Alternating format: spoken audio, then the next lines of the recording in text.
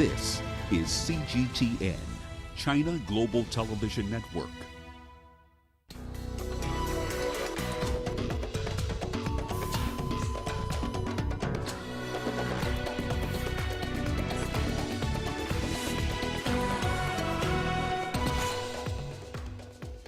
Violence spread to Johannesburg in the wake of the jailing of former President Jacob Zuma. Tens of thousands of football fans gather in London for the Italy-England Euro 2020 final. And Rwanda deploys troops to Mozambique to deal with the growing insurgency in the country. Hello and a very warm welcome to Africa Live on CGTN. I'm Lindy Mtongana in Nairobi. In our top story this hour, we start in South Africa, where protests have spread to the city of Johannesburg. This in a public outcry over the arrest and imprisonment of former President Jacob Zuma. Sporadic acts of violence highlighted the demonstrations in the country on Sunday, with authorities warning that those inciting the unrest could face criminal charges. Protests began in Zuma's home province, where he has already begun serving his 15-month sentence. Police earlier announced that they detained 27 people in the previous chaos caused by the uproar among Zuma supporters. Zuma is being charged with contempt of court in an investigation launched to look into graft during his time in office. All right, let's turn to news now from England. Of course, today is a very big day for the country as England goes head-to-head with Italy in the Euro 2020 finals. Fans are more than jubilant across London streets. Let's get the very latest now from CGTN's Guy Henderson. He joins us now live from central London. Guy, we are just looking at images now on the screen of the England bus making its way to Wembley Stadium for what no doubt is a very exciting and historic moment for the team and for the country. Tell us about the mood where you are on London streets. Yeah, so when that bus arrives at Wembley Stadium, there'll be 60,000 fans waiting for that England team. And it mostly will be for the England team because coronavirus travel restrictions mean that would-be travelling fans from Italy, who they will be playing in this Euro 2020 final, mostly, with the exception of 1,000 or so tickets, won't be able to make the journey. So a raucous reception there, but 44 million people are expected to watch this match on television across the United Kingdom. That is a majority of the population of the entire United Kingdom. And some of them will be watching them on big screens set up in fan zones in places like this in Trafalgar Square in central London. And throughout the day here, we have seen people flooding into central London. Many of them will not be able to get into that fan zone, but they are flooding here in numbers anyway on the underground, at Charing Cross Station on the train, meaning they're coming from other parts of the UK to make sure that they are in London for this final as it takes place. It is an extraordinary atmosphere here, and we are still a few hours to go until kickoff.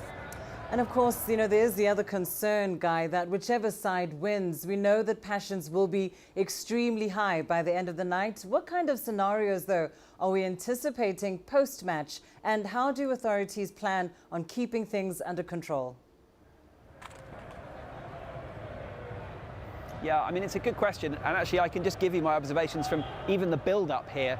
It is joyous chaos, I think would be a fair description of the situation here already in central London. Traffic trying to make its way through some of the open roads that are still open around Trafalgar Square and struggling.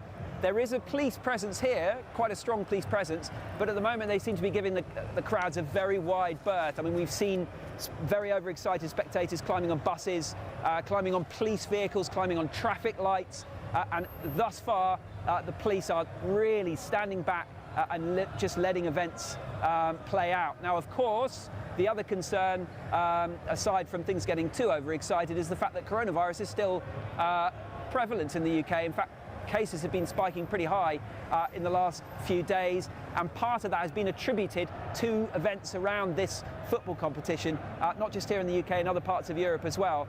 Now, I think it is safe to say when you look around here that this is the kind of event that probably will lead to a rise in case numbers.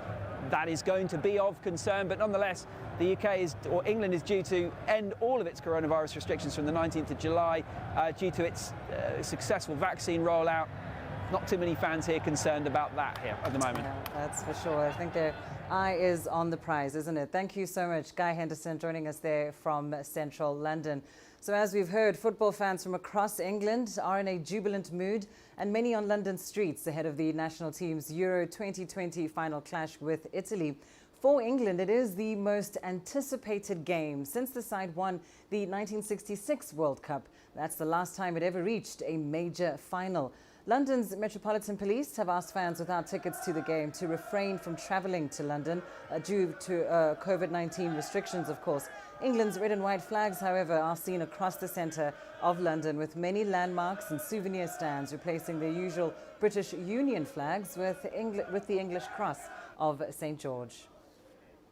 Well, when I was a kid, it was Euro 96. It was in this country. I was too young to sort of do all this sort of stuff, but it was when you fell in love with football. Everyone talked about it, and we came so close then, and we've come close since, but we've never got to a final in my lifetime. People a lot older than me, they've never seen a final, so it's just uncharted territory. I always thought like the best day of my life would be seeing England win a Euros or a World Cup, because the whole nation just lifts. We're known as being a bit of a miserable country, but on a day like this, everyone, there's smiles everywhere, there's music everywhere, everyone's positive. It would be amazing. It's coming home, and would just be insane. I'm not coming to work tomorrow. I'm taking the day off.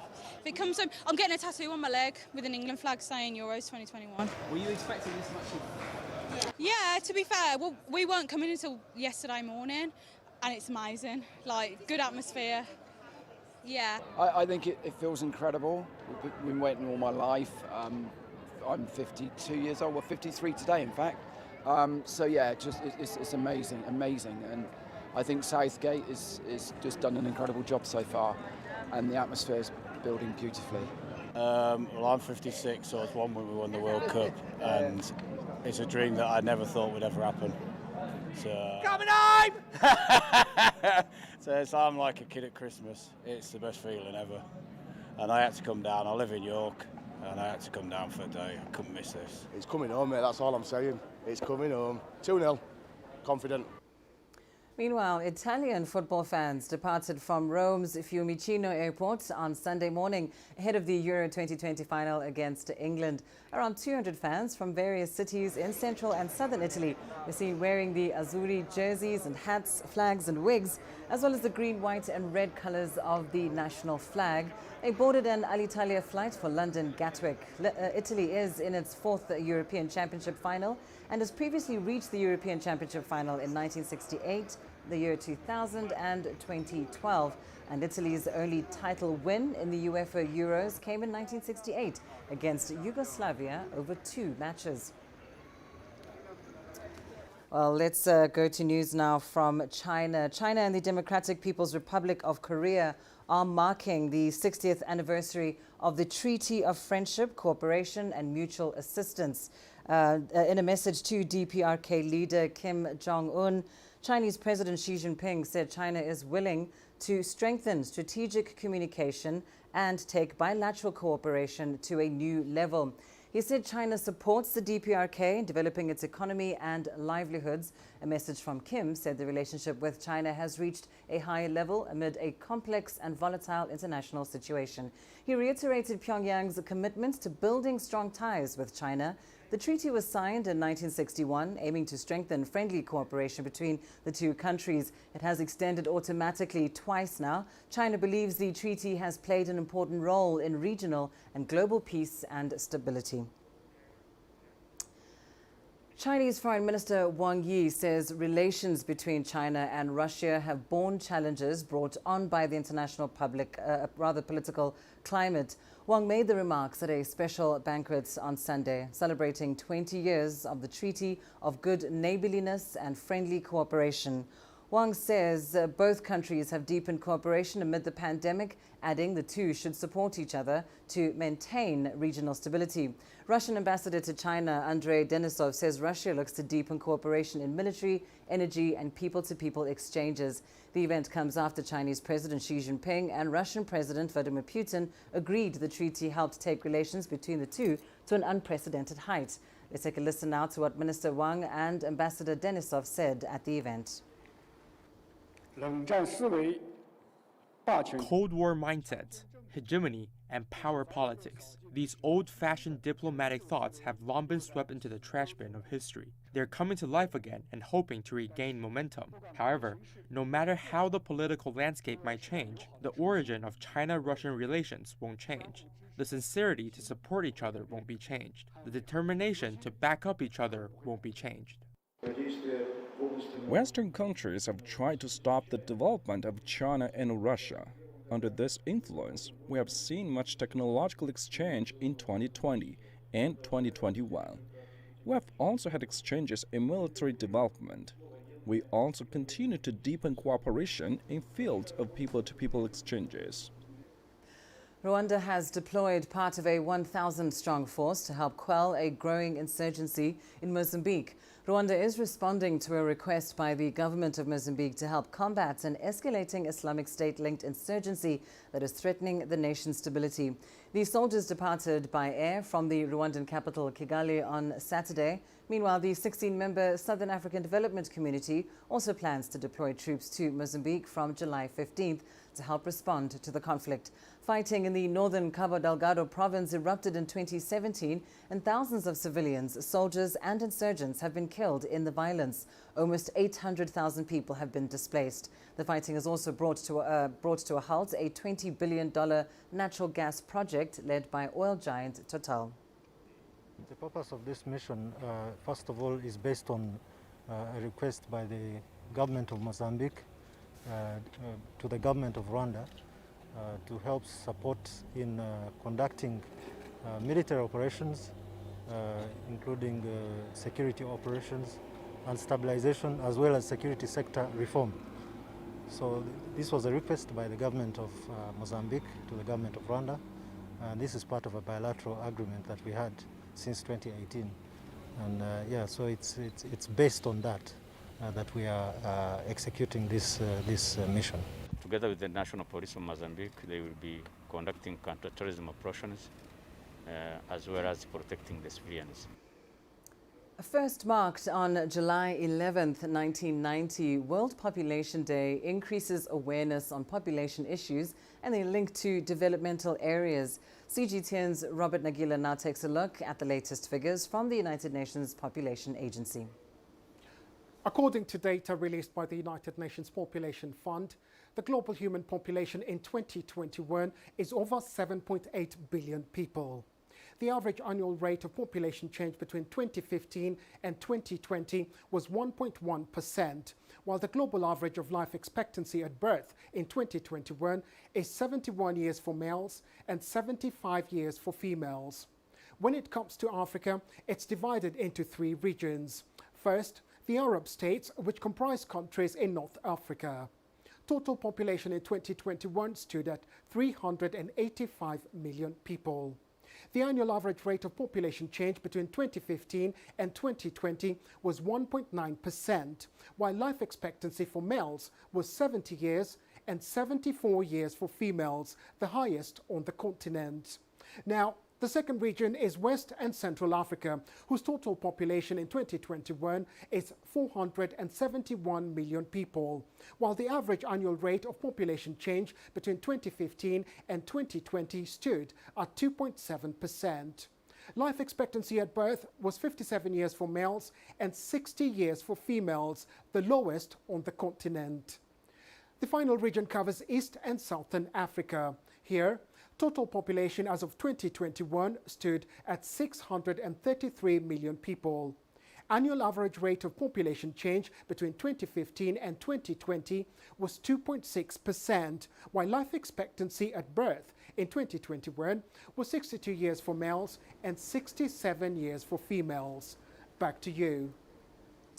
Billionaire Richard Branson Sunday landed after reaching space aboard his own winged rocket ship in his boldest adventure yet. A twin fuselage aircraft with Branson's space plane attached underneath took off in the first stage of the flight. Aboard were Branson and 5 crewmates from his Virgin Galactic Space Tourism Company. At an altitude of about 8.5 miles, the space plane detached from the mothership and fired its engine. The plane reached the edge of space at about 53 miles up. 71-year-old Branson's feat vaults him past a fellow billionaire and rival, Jeff Bezos, who is planning a similar mission in 9 days' time. And the nose is coming down now.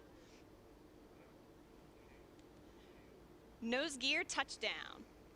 You are watching Africa Live. We'll have more news for you after this short break.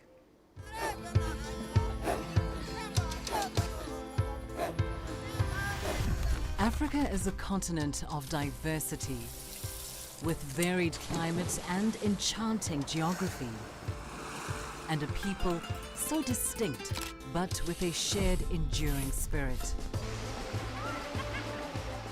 We are at the heart of the continent to bring you the untold stories. Let's have a look. We celebrate Africa as it shapes its own destiny. Tunis, Cairo, Juba, Ethiopia, Tanzania. Africa Live. Find your voice.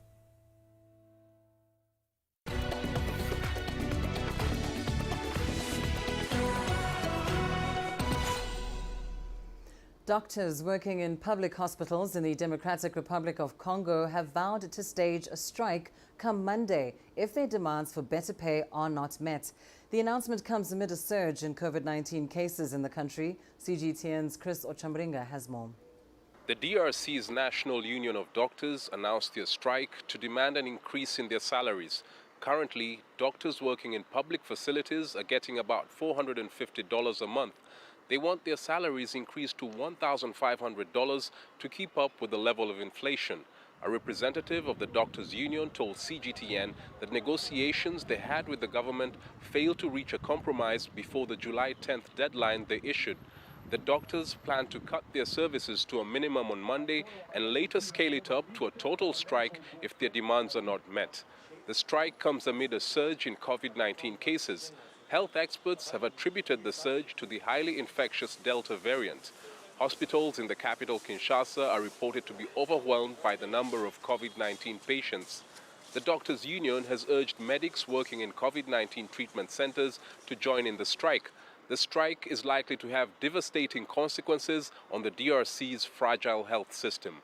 Chris Ochamringa, CGTN, Kinshasa, Democratic Republic of Congo. In Tunisia, a 75-year-old fisherwoman is conquering the waters of the Mediterranean through her daily practice. CGTN's Joy Kiruki takes us on a journey of how Zora Trabelsi developed a relationship with the sea over decades of casting her nets. Born of the sea. This is how Zora Trabelsi describes her relationship with the only profession that she has ever known. The 75-year-old fisherwoman from Nabil, a coastal town east of the capital Tunis, was born into the trade. I have been working in the sea since I was 16 years old with my sisters because my father didn't have sons. I got married and had children, and this is my job until this moment. When I feel that I am in a bad state or I'm facing certain problems, I come to the sea. I talk to it, I talk about my pain, and I cry. When I finish, it's as if I am a new person.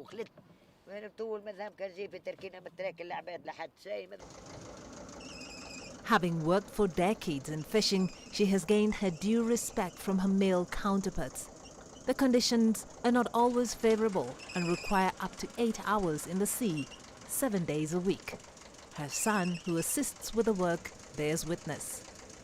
My mother's the only woman who's still working in a field dominated by men. She stayed till this moment because she loves the sea. When there's rain and we can't work, she comes here alone to watch the sea. She loves the sea. I've faced many difficulties when working as a fisherwoman, but if I don't work, I won't get anything in return. No one will give you anything. You must persevere and work hard to make a living. I must work. In the morning, I must come to work, whatever my mental and physical condition. Healthy or sick, I need to work.